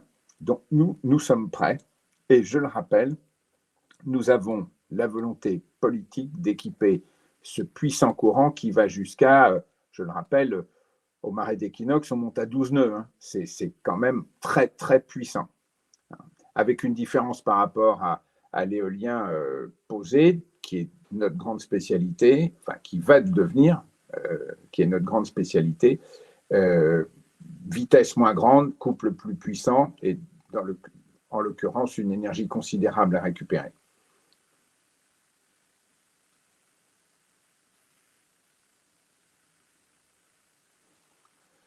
Merci beaucoup pour votre intervention. Je me permets une dernière petite insiste parce qu'on a parlé un tout petit peu d'Europe. Avec ce qui se passe en Ukraine, l'Europe, puisque j'avais une visio il y a 48 heures, enfin vendredi dernier, pardon, l'Europe veut accélérer un petit peu le développement de l'hydrogène pour nous soustraire de la dépendance que nous aurions vis-à-vis d'un certain gaz en Europe. Je pense que ce serait également, c'est très bien qu'on mette le paquet sur l'hydrogène, nous y sommes tout à fait favorables. Ce serait très bien aussi qu'on profite de l'occasion pour remettre la question de l'indépendance énergétique nationale dans le cadre de la PPE et de donner ce fameux feu vert définitif au développement de l'hydrogène. Merci, à bon entendeur. Alors, donc merci pour votre intervention du côté des régions. Et maintenant, je vais donner la parole à Rémi Gruet, qui est le directeur de l'association Océan Énergie Europe. Rémi, vous avez 5 minutes la parole. Alors, on m'avait dit 10, mais bon, on va voir ce qu'on peut faire. On va essayer, et si vous pouviez raccourcir, voilà. Je vais raccourcir un petit peu. Voilà. Bonjour Marie-Noëlle, bonjour à tous, merci pour l'invitation. On m'a demandé de réagir un petit peu sur cette note et puis de donner quelques perspectives européennes. Donc, il me semble que je dois avoir la main, voilà. Quelques perspectives européennes, j'ai commencé avec une image d'un des compétiteurs de nos industriels français, constructeurs de machines, puisqu'il y en a évidemment hors de France, et il y a aussi beaucoup de choses qui se passent hors de France. Alors, je vais d'abord, sur la note en elle-même, très bien renseignée, j'ai parcouru ça avec grand intérêt hier soir. Félicitations aux auteurs, Étienne Pourchet et ses collègues, très bonne liste de projets, bonnes analyses. En gros, la note passe à peu près les mêmes messages clés que ce que nous, on passe au niveau européen. Pour mémoire, pour ceux qui ne connaissent peu, Ocean Energy Europe est un organe représentant les énergies marines au niveau européen, l'équivalent du CER, si vous voulez, mais focalisé uniquement sur les énergies marines hors éolien. Voilà, mon principal commentaire et ma principale réaction sur la note, c'est que je pense qu'il y a, en termes de baisse des coûts, quelque chose sur lequel on peut particulièrement mettre l'accent et quelque chose qui a été instrumental dans le développement de l'éolien offshore sur les 10 dernières années, c'est le coût du capital. C'est effectivement mentionné dans la note. On a eu beaucoup de discussions en interne de l'association sur ça et notre groupe financier est arrivé à la conclusion que si aujourd'hui on voulait financer des fermes pilotes de manière purement privée, le coût du capital représenterait à peu près 50%, la moitié du coût total du projet. Donc c'est pour ça qu'on vraiment on a un besoin pour les premières phases de soutien de l'État, mais c'est aussi pour ça qu'on sait qu'on a des perspectives de réduction de coûts qui ne dépendent pas seulement des matériaux ou de l'innovation technologique, mais qui sont tout simplement ancrées dans le développement de projets de manière financière. Et c'est ce qu'on a vu très fort avec la baisse des coûts de l'offshore qui sont fortement dus également au coût du capital de l'offshore éolien. Voilà, donc ça c'était un petit peu ma réaction sur cette note. Merci pour elle, je pense qu'elle pourra informer le débat sur la PPE de manière intéressante. Alors, moi je voulais partir un petit peu au niveau politique, donc c'est parfait que je passe juste après Hubert de Jean de la Bâtie qui a commencé, parce qu'au niveau politique, les avantages de l'hydrolien qu'on a entendu dans les interventions précédentes sont de plus en plus visibles, au contraire des machines qui, comme vous pouvez le constater, elles ne le sont pas. Ça c'est Medgen en Écosse, une des fermes qui est pilote, qui est dans l'eau et qui fournit un certain nombre de foyers, plus que quelques dizaines, comme une question posée. Les avantages au niveau économique ont aussi été déjà mentionnés. Hein. C'est un nouveau secteur industriel, un nouveau secteur économique ancré localement. Évidemment, il y aura toujours un petit peu d'importation quand la filière se structurera plus pour baisser les coûts de manière significative. Mais sur les énergies offshore, on est quand même sur des énergies qui ont un besoin d'ancrage local, qui ont un besoin de faire un grand nombre de choses proches des installations. Avantage pour la sécurité d'approvisionnement, on en a malheureusement beaucoup entendu parler récemment. Pour mémoire, ce n'est pas la première fois que notre meilleur ennemi, Poutine, coupe le robinet du gaz. Il a fait ça 3 fois déjà. Enfin, cette année, il a été un petit peu plus loin, malheureusement, mais il a déjà fait ça 3 fois depuis les années 2000. Et il a perdu 10% de sa part de marché en gaz européen dans la foulée. Mais aujourd'hui, la Commission européenne est allée beaucoup plus loin et souhaite sortir du gaz à la fin de l'année. Donc il y a une communication en ce moment qui est en préparation, enfin qui est proposée là-dessus. J'aimerais bien vous dire qu'on sort du gaz et qu'on rentre pour 100% de renouvelables avec une forte base d'hydrolien. Pour l'instant, la piste semble être plutôt la diversification des sources plutôt que la transition énergétique. Mais il ne faut pas oublier que dans le même cadre, on a un paquet énergie-climat qui est en train d'être voté en ce moment, avec une directive renouvelable, avec une directive sur le système d'échange de quotas de CO2, l'efficacité énergétique et un grand nombre d'autres législations. Donc, on peut espérer que via ces directives-là, l'impact de ce qui se passe en ce moment sera identifié et que les énergies marines seront identifiées comme une solution potentielle. Et j'ai envie de rajouter un petit point sur la baisse des coûts prévisibles, puisque et surtout sur l'absence de fluctuation des prix. En fait, quand on a des technologies qui sont intensives en CAPEX, Étienne Pourchet a fait la différenciation entre l'investissement, le CAPEX et les coûts de maintenance et d'opération, les OPEX. Quand on a investi la plupart du coût du projet dans le CAPEX, donc pour des projets comme le nucléaire ou l'hydrolien ou l'éolien, on est dans ces technologies-là, on sait que le prix ne va pas changer pour les années à venir. Et donc ça, c'est effectivement un rempart contre la hausse du prix du gaz et la répercussion sur les prix de l'électricité qui sont tragiques en ce moment et absolument importantes. Alors donc, je disais que c'était reconnu au niveau politique.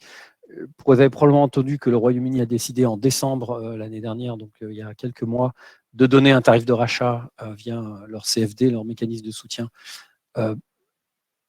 purement ciblé sur l'hydrolien, avec des messages politiques qui sont très très forts. Hein. The investment today provide a major push for tidal to strengthen energy security. Donc on reparle de sécurité énergétique et de réduire notre dépendance aux énergies fossiles. On attend les résultats de cet appel d'offres pour juillet, avec il y a 20 millions de pounds à la clé pour un ou plusieurs vainqueurs. Aux US, on n'a pas d'appel d'offres pour l'instant, mais on a énormément de soutien via des projets et des subventions directes. Ils ont investi à peu près 100 millions de dollars annuels sur les 6 dernières années, chaque année, hein, pas au total. Pour soutenir les énergies marines, ils sont en train de développer un centre de test. Ils veulent diversifier. On reparle encore une fois d'énergie indépendante, d'indépendance énergétique. Du réseau aussi, puisque les énergies marines ont le potentiel d'aider la variabilité des autres énergies renouvelables sur le réseau, avec des énergies qui sont très prévisibles et qui peuvent être éventuellement dispatchables, et de baisser les coûts pour les Américains. Donc, un petit peu les mêmes analyses. du côté US. Côté européen, évidemment, stratégie offshore, c'est vraiment le vote de confiance pour les EMR, paru il y a un an. On en a déjà parlé avec des objectifs pour les EMR, 100 MW à 2025, 1 gigawatt à 2030, 40 gigas à 2040. Je vais laisser Xavier Guillou en parler un petit peu plus après moi.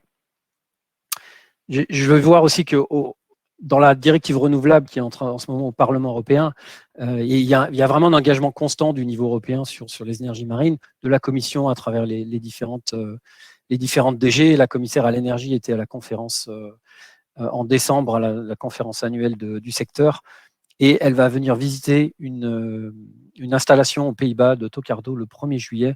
Donc on espère qu'après avoir vu dans la réalité quels étaient les potentiels industriels de la technologie, on aura encore un nouveau coup d'accélérateur.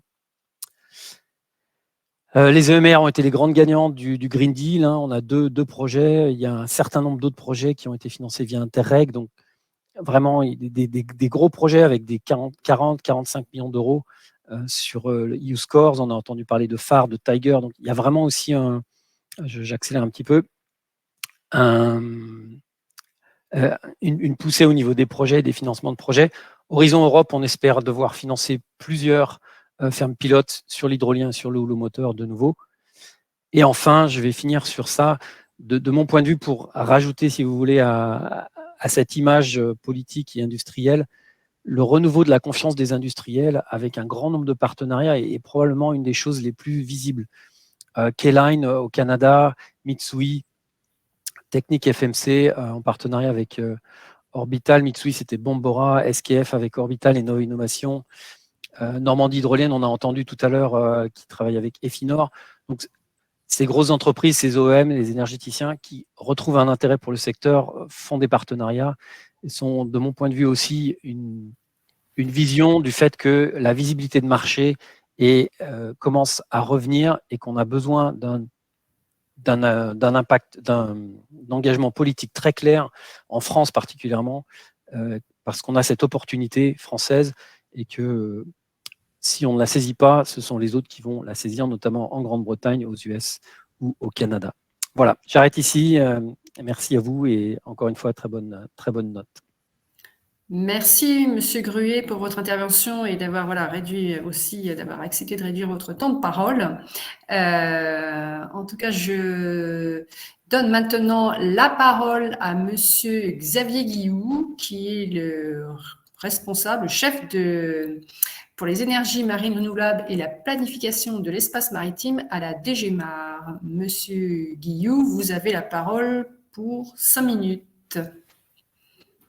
Merci beaucoup, merci pour votre accueil et ce séminaire très intéressant et instructif.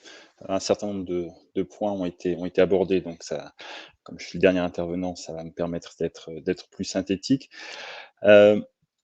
Alors simplement, on a beaucoup mentionné les objectifs européens définis par la stratégie sur les énergies offshore de fin 2000.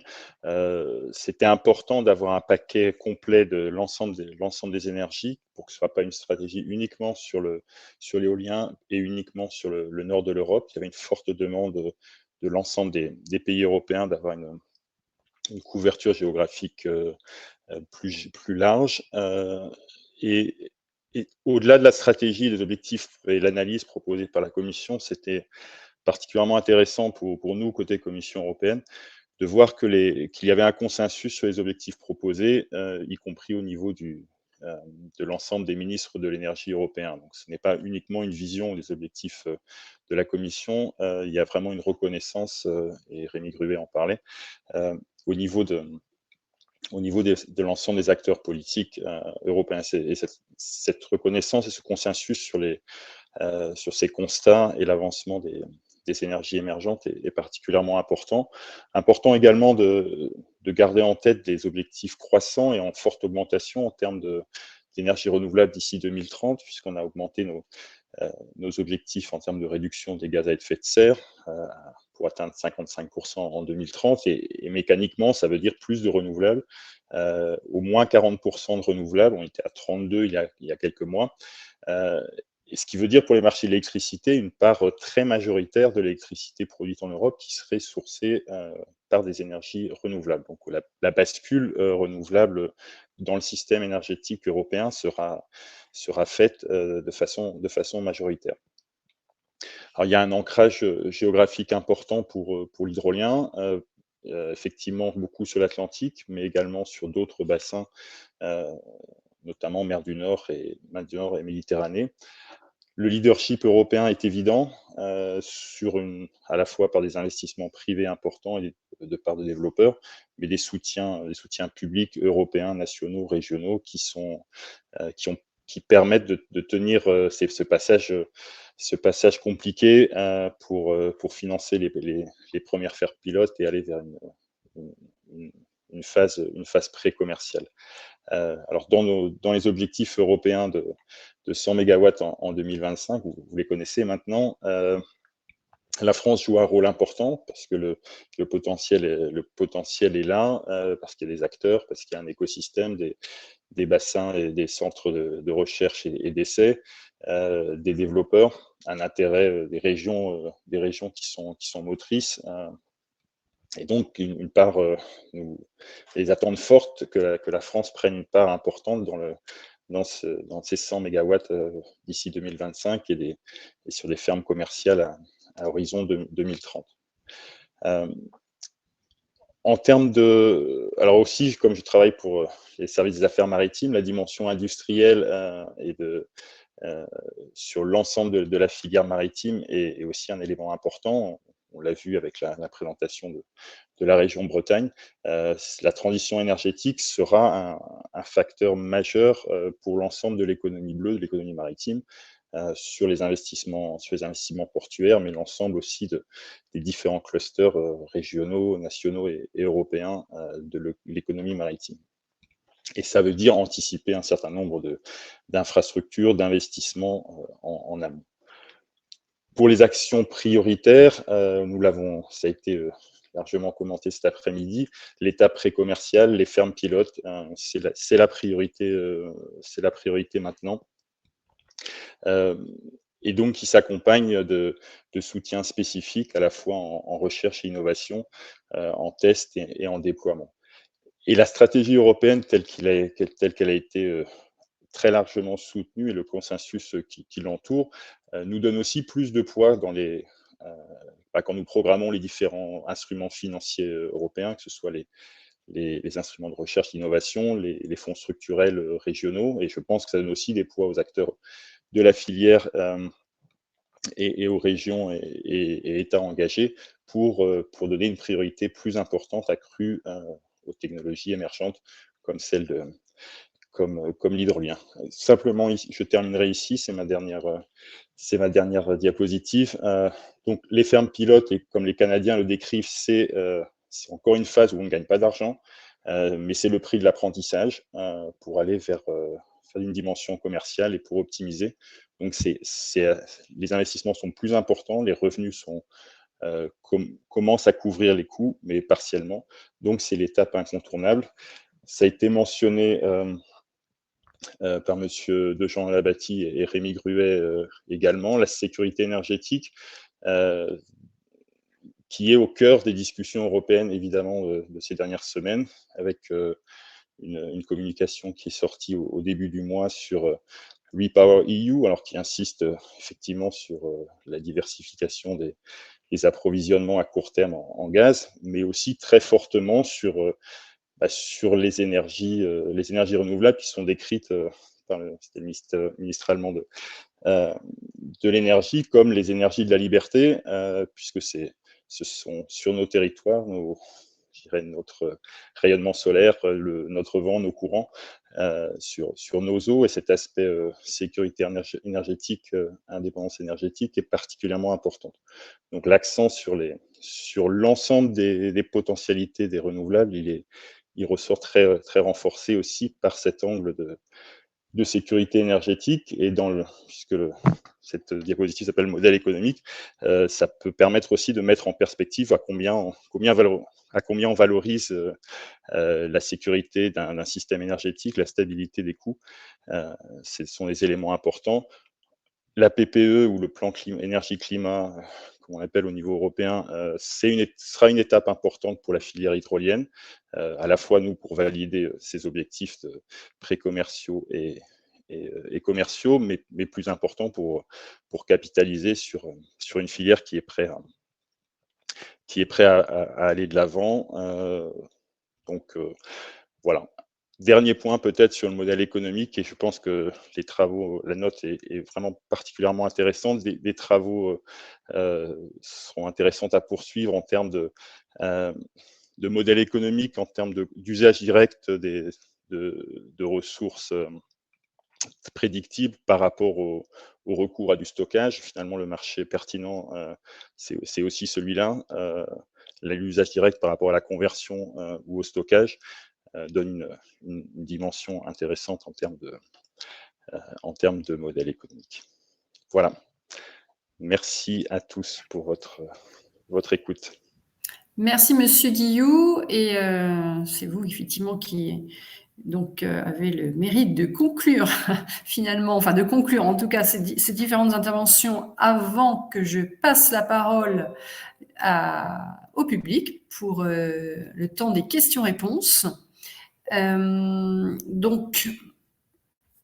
Alors, j'ai une première question, et je crois que c'est Monsieur peut-être Gruet qui peut y répondre. Alors, la question, je vous la livre. Quelle quantité de matériaux faudrait-il pour installer 100 gigawatts, et peut-on considérer possible cette installation vis-à-vis des ressources disponibles, c'est-à-dire en termes de métaux, fibres, produits chimiques, pour les pales? Monsieur Gruet, est-ce que vous pouvez prendre la parole si vous souhaitez y répondre? Oui, bien sûr. Vous m'entendez? Ouais. Donc en fait, bon, j'ai pas de chiffres à vous donner, mais j'ai une bonne nouvelle entre guillemets, c'est que quand on parle d'hydrolien, essentiellement les matériaux principaux qu'on utilise pour la machine elle-même, c'est du ciment et de l'acier. Ce sont des métaux en général, c'est un métal en général assez disponible. Donc, en gros, si vous arrivez à continuer à construire des bâtiments en Europe, vous arriverez à construire des hydroliennes aussi. Ça n'aura pas vraiment de problème. Pour les pales, alors on parle de produits chimiques. Il n'y a pas énormément de produits chimiques. Les pales, ce sont soit des plastiques. Alors, si vous appelez ça un produit chimique, c'est possible. Mais ce sont soit des plastiques, soit des résines, de la même manière que les pales d'éoliennes. Ce sont des pales pour lesquelles d'ailleurs en ce moment le secteur éolien est en train de développer des technologies pour arriver à 100% de recyclabilité de ces produits-là. Les pales étant la seule partie des machines qui sont pour l'instant peu recyclables. Et finalement, en termes de fibres, je ne vois pas trop. On parle principalement de câbles. Chez nous, il y a un peu de fibre optique dans les câbles, mais dans l'ensemble, de même manière que ma commentaire sur les bâtiments, si vous arrivez à installer la fibre jusque dans les campagnes en France, je pense qu'on aura cette fibre pour en installer sur les hydroliennes qui seront dans le Raz Blanchard. Voilà. Et il y a un dernier point sur les métaux rares. Il faut savoir que les métaux rares sont peu utilisés et sont en général toujours remplaçables par des métaux moins rares. Donc ça, c'était des polémiques qu'on a entendues beaucoup dans l'éolien, mais qui sont en fait peu intéressantes. Voilà. Merci. Alors, dans la continuité, puisque c'est toujours, je pense, le même intervenant, je voudrais savoir quelle est la part du prix d'installation qui dépend du pétrole. Il pense notamment à l'extraction, l'approvisionnement des matériaux pour la fabrication et au transport jusqu'au site d'installation. Est-ce que vous savez répondre à cette question? Pas évidente. Alors, je ne sais pas si ça s'adresse à moi, mais non, là, j'ai pas d'informations. En gros, encore une fois, le ciment et l'acier restent les principaux postes en termes de coûts, plus les pales, mais dans l'ensemble, c'est moins important. Donc, pour tout ce qui est transport, oui, il faut transporter, donc ça coûte du pétrole, donc ça peut avoir un impact, mais je n'ai pas vraiment de réponse fixe, non. Très bien, merci beaucoup. Alors, je regarde les autres questions parce que certaines ont été posées mais ont eu des réponses. Alors, quels sont Alors, mais on a déjà une réponse. Mais quels sont les tarifs de rachat en vigueur à l'étranger? Question d'Ambre Tréhin. Alors, elle a été, Étienne, c'est toi qui as répondu. Alors, je peux lire ta réponse. Donc, au Canada, tarif d'achat compris entre 385 et 530 dollars canadiens, soit 272 à 374 euros par mégawattheure. Au Royaume-Uni, un appel d'offres pré-commercial lancé en novembre dernier envisage donc 211 livres par mégawattheure, soit environ 250 euros. Voilà pour répondre à cette question sur le tarif de rachat à l'étranger. Est-ce qu'il y a d'autres questions qui arrivent? Alors, on pose la question de la cartographie des câbles d'alimentation. Est-ce qu'il y a une cartographie qui existe à l'instar des câbles Internet? Très bonne question. Est-ce que quelqu'un a la réponse?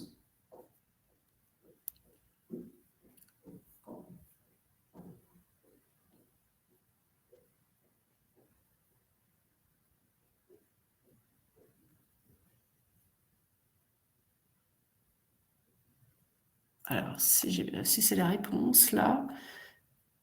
Non, ça, c'est pas la réponse.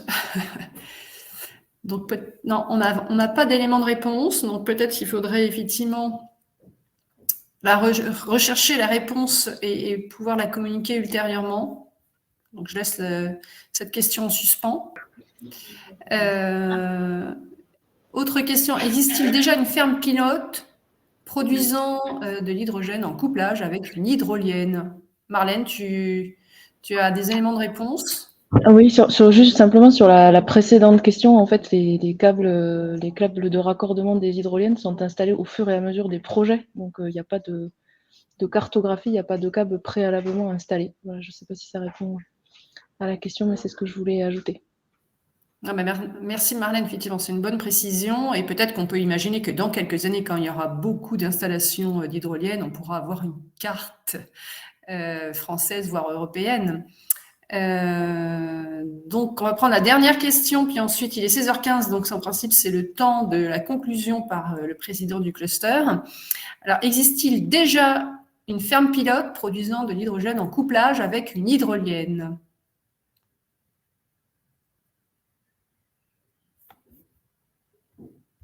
Manifestement non, ou on n'a pas les éléments de réponse.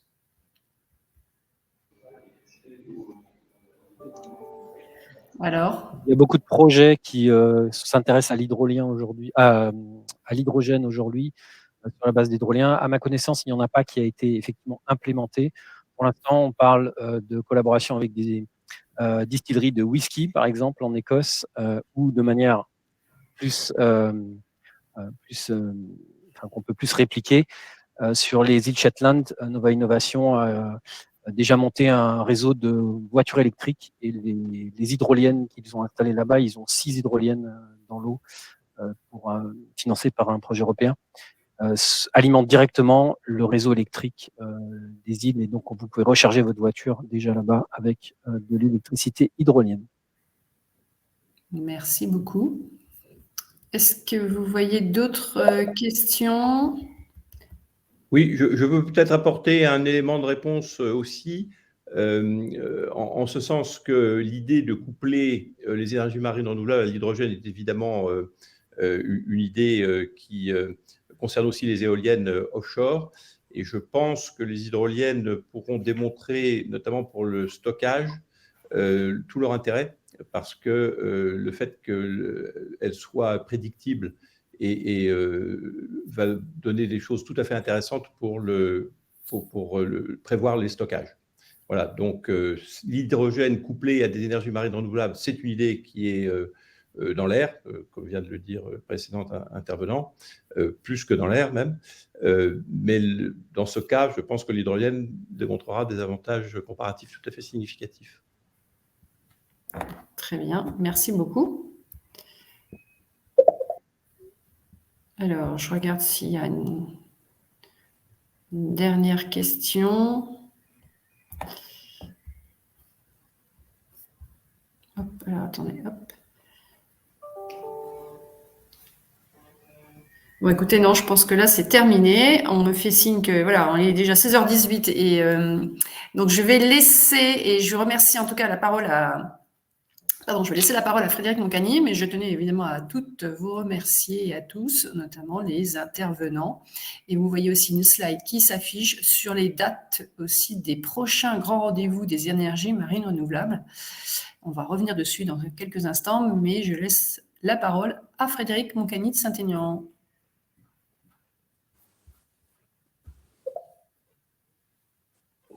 Alors, bonjour à toutes et à tous. Il semble que j'ai un problème avec ma caméra, comme toujours au moment où on doit prendre la parole. Elle n'est pas activée. Donc, je suis désolé, vous allez être privé de me voir, mais finalement, en fait, vous ne perdez peut-être pas grand-chose. Merci beaucoup l'Observatoire des énergies de la mer d'avoir construit, organisé ce webinaire sur l'hydrolien. Merci aussi à Marie-Noëlle Tinet, la directrice adjointe du cluster, de l'avoir modéré. J'ai suivi une partie des interventions, je serai très franc. Et cette partie, tout ce que j'ai suivi, les interventions étaient vraiment passionnantes.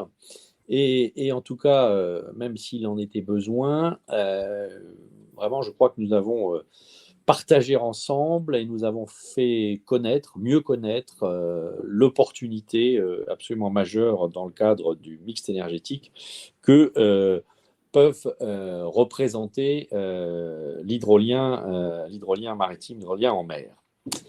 Ça me fait penser, cette opportunité me fait penser à une phrase de Schopenhauer, lequel disait que toute vérité franchit 3 étapes. D'abord, elle est ridiculisée. Ensuite, elle subit une forte opposition. Puis, elle est considérée comme ayant toujours été une évidence. Alors, si on se guide sur cette phrase, je pense que nous avons franchi la première étape. L'hydrolien est une opportunité, et une opportunité technique, c'est absolument incontestable. J'espère que la deuxième phase, l'opposition, sera la plus faible et la plus courte possible. Et je crois qu'il nous appartient à tous, mais nous avons commencé, et ce webinaire en est un témoignage, d'aller vers, c'est une évidence, l'hydrolien est une évidence énergétique pour le mix énergétique dont nous avons besoin, et ça a été rappelé notamment dans le contexte géopolitique et géostratégique que nous connaissons aujourd'hui.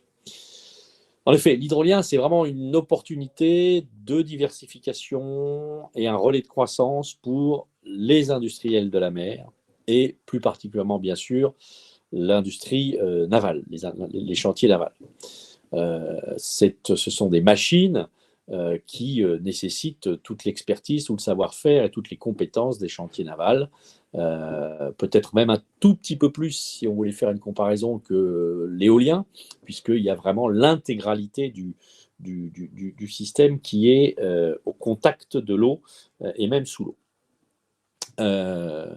C'est une filière qui, en plus, peut, je dirais, s'allier à des perspectives industrielles sur des places portuaires déjà conditionnées, préparées, et dimensionnées et prêtes à l'emploi. Je pense bien sûr à Cherbourg, je pense bien sûr à Brest, puisque les deux spots les plus porteurs sont en toute proximité. Donc une filière pour les chantiers navals, une filière pour les ports. Moi, je parle évidemment au nom du cluster maritime français, c'est-à-dire de cette filière maritime que nous essayons tous ensemble de développer. Donc les chantiers navals, les ports et maintenant les marins, ou du moins les armateurs. Et donc, je crois aussi que le développement de l'hydrolien nécessitera de s'équiper, de construire une flotte française de moyens maritimes dédiés qui seront sans doute complémentaires ou un peu différents de ceux dédiés à l'éolien offshore. Et évidemment, nous appelons de nos voeux et nous travaillerons beaucoup dans les mois qui viennent, les années qui viennent, à ce que cette flotte se développe sous pavillon français, avec des marins français, puisque c'est aussi la